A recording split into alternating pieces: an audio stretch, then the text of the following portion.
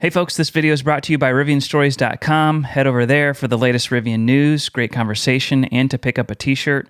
And we're also having our first live stream chat with featured guest Bruce, also known as Duck Truck.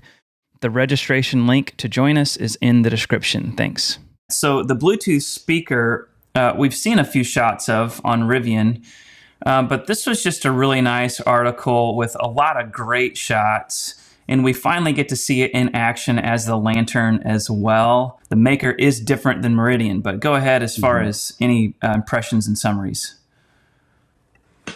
Yeah, so I will tell you my biggest impression, and it's what the MotorTrend guys wrote about it. And it's that the sound is incredible, better than any other Bluetooth speaker that's, in his possession or whatever. So one woofer, one tweeter, two mid-range, and then some passive drivers. So, I mean, awesome sound quality is a big thing for me, and that's exciting. Yeah.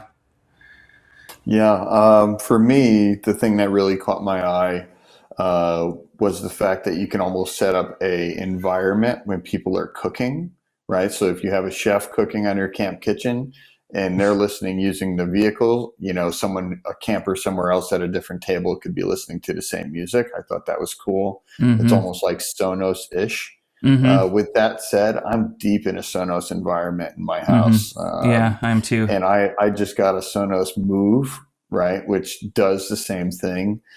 I do wish the Bluetooth was an option. I don't know if maybe their goal in the future is to have it be an option. But maybe it's just a launch edition thing and it's coming with every vehicle. But in the future, hopefully it becomes an option, because I don't know if I would opt for it. I'd rather have additional space for storage, right? Or some additional cup holders or something. So, Alan, so yeah.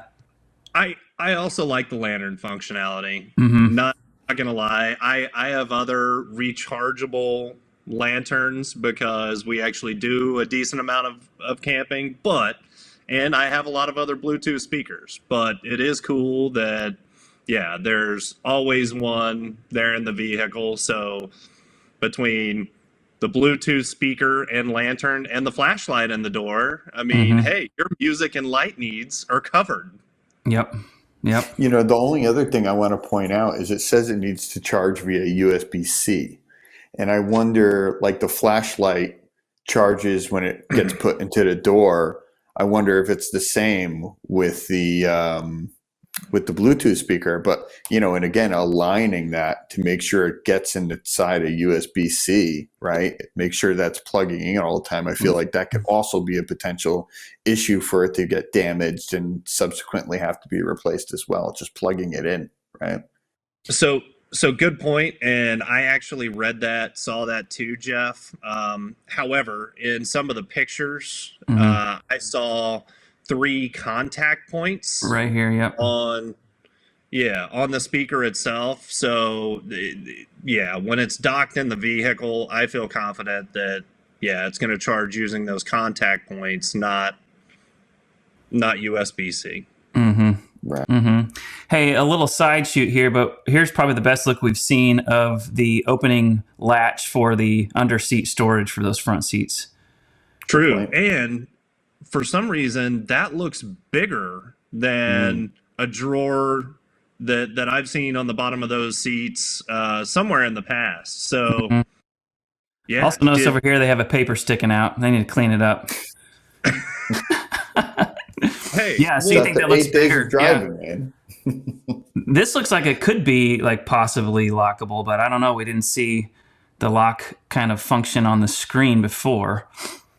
Yeah, well, the other thing is it could be tied into like Jeff said. I mean, a global lock system. If you're in the vehicle, you don't need those locked. If you're out of the vehicle and you lock the vehicle, then that's when you need those locked.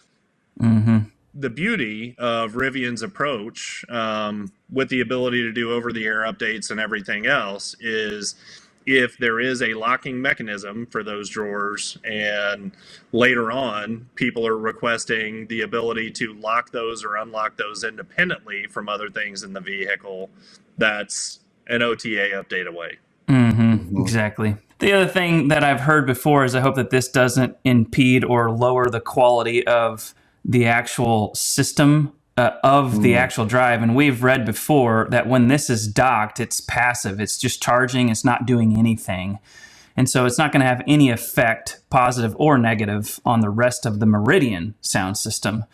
And as far as the function and use of it, I love it. I'm like you, Jeff. I've been deep into Sonos for 10 years. I have two moves. Thought about getting one of those little ones, but knowing that I have one ready to go for the pool or whatever, including this awesome lamp feature, which I think is just really useful, how it gets indirect light on like a work surface or a table or something like that, I think is awesome. So I'd be one that even if it was optional, I'm like, I absolutely want it in there because part of it's just curiosity. I want to see how the thing sounds because I bet you it sounds pretty good.